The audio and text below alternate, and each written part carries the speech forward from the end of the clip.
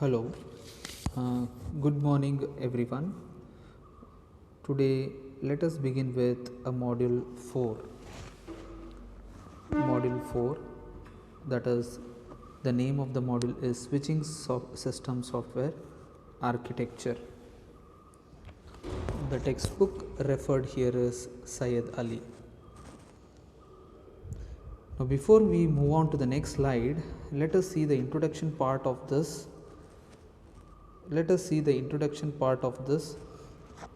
Module.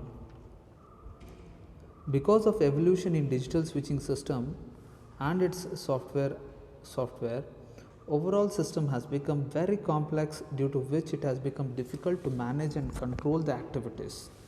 Therefore, the digital switching systems are evolved, and they comprises of many small modules as a small part of software. So here are the few contents what we are going to see in the next slide, that is basic software architecture, digital switching system software classification, call modules, software linkages during a call features, feature flow diagrams. So these are the contents what we are going to see in today's presentation. So let us see the basic software architecture. What does the basic software architecture includes? The scope of the switching system, which includes basic architecture softwares and its digital switch. It includes the classification of the softwares, linkages of the software used during a call modules, call process, and some basic call features. The basic software architecture includes some of the things like about kernel, operating system, DBMS, that is database management system, and some generic programs. Some of the basic call features in nowadays in modern digital switching system, they employ hierarchical software and a hardware architecture, which are most popularly used, and with a different level of controls necessary for each and every architectural software and its function. Here in basic software architecture, let us look into an important point, that is operating system. What is an operating system?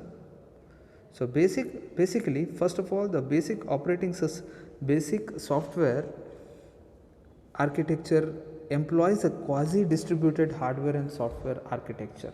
That is, a more number of software are included as per the requirement of a hardware. In digital switching system, for a telephony processing, it requires execution of different tasks. So that's the reason why we refer it as a quasi distributed system. That is, the processor for which each subsystem may use different number of OS and a central processor. The control structure of a digital switching system can be usually divided into 3 different levels, and these levels we are going to see into the next slide. Now, before we move on to the next slide, we shall first see what is an operating system. An operating system is nothing but is one which helps in managing the resources, controlling the task, and other computer related programs. The operating system is also referred as an integral part of a digital switching system. Here in basic operating system, basic software architecture, as I told, there are 3 levels: level 1, level 2, level 3. So these levels are observed in this figure. We can see the basic software architecture programs. Level 1 helps in controlling the lines, trunk, and other peripheral devices. Lines may be referred as telephone lines. Trunks are referred as a switches where different number of lines are connected. Peripherals are nothing but a cradles, a telephone systems, a dial telephone system, maybe a touch telephone system, touchpad telephone system. All those are helps are nothing but an interfacer which through which different subscribers are connecting to each other. And level 2 helps in controlling different network controlling operations and its processes.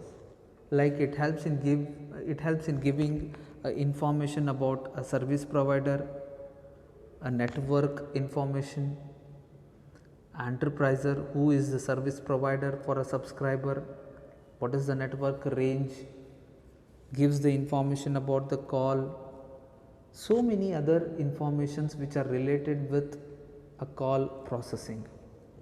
Level 3 is nothing but a central processor. Central processor are nothing but these helps in controlling the core activities, that is the functioning of hardware with different subsystems of the software and its linkages, which are used for the purpose of connecting to different lines to different trunk modules. So LM here indicates the line module and TM indicates the trunk module. So overall, the level 1 is nothing but an operating system which helps in recovering the information.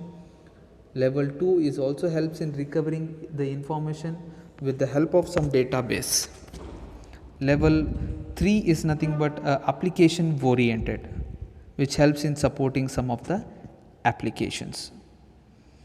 Now let us move on to the next system. As I discussed, what is a operating system? A very important part as we are studying a basic software architecture. Operating system can be defined as the software which helps in managing different resources, controlling the task and all other computer related programs. The programs are such a way that they are controlled programs, supervisory programs, executed programs and monitoring programs. Together all these programs are helping in supporting connecting two different lines. Like for example, checking the busyness of the line, whether the subscriber or the other end is busy with an other call, checking the trunk connectivity, line connectivity, giving the information about the call duration, giving the information about the voicemail services, giving the information about other network related issues, like how we contact to the customer services center whenever we do face any problem related with the connectivity of the call, billing system of the call. All those things are the programs which are controlled by the operating systems. Now there are some of the operating systems like batch operating system, multi-programming operating system, time sharing systems and a real-time operating system. A batch processing system is nothing but a system which is used where a similar group of jobs are processed in batch. Multi-programming systems are nothing but where more number of jobs are executed at the same time. For example, job 1 is executing at the same time, it also helps in executing the input output request. Time sharing systems are nothing but a systems which are helpful in wherein where the jobs are executed within the assigned time. The availability of the time of the CPU is shared among the jobs, and within that time the jobs assigned are being executed. The fourth one and a very important operating system, that is real time system. The name itself tells you the real time systems are nothing but a system where the time factor plays a vital role. That is, it helps in providing the information there and then itself on that particular time. The moment the line, all the digital switching system includes the real time operating system, because the moment the subscriber dials a line or dials a dial pad, the line needs to be connected. That is what the priority what we give for connecting two different subscribers. Hence, DSS uses a real-time operating system. The need of operating system, real-time operating system. They are very helpful in processing the call on demands, executing the task in real time, helps in interacting with different layers of operating system as we have seen in the basic software architecture in the previous slide, helps in connecting different layers, helps in obtaining the information stored in the DBMS, that is database management service system. All other necessary applications related with the telephone service and functions are being operated or executed by this real-time operating system in DSS.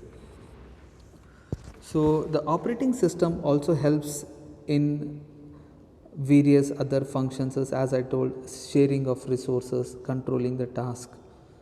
But all these things are done with one of the important core part of the operating system, what we are going to discuss in the next slide, that is called as kernel. The kernel is nothing but a core of operating system, which we refer it as a nucleus of an operating system, which resides on the main memory.